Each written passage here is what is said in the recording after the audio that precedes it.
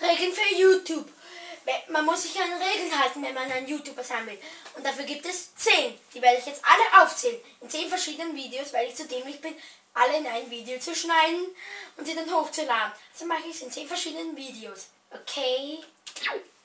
Regel Nummer 1. Nie, wirklich nie einen anderen YouTuber nachmachen. Und weil ihr zu dämlich seid, das zu kopieren, habe ich ein Beispiel gemacht. Tja, das werde ich jetzt abspielen, dann ist es zu Ende. Das Video schon. Gut, ciao, Baby. Was up, meine lieben Freunde, ich bin's wieder, euer Ralf. Willkommen bei der weiteren Folge von Ralf. Heute geht es wieder um Offline oder Online.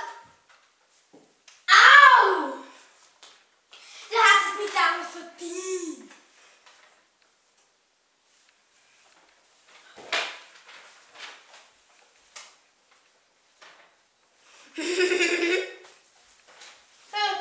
Was machst du da? Warte. Nein!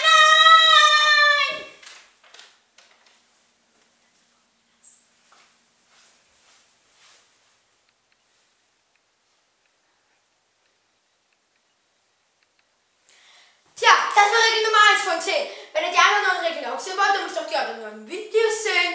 Tja, ich habe nichts mehr zu sagen. Haut rein, lasst sagen.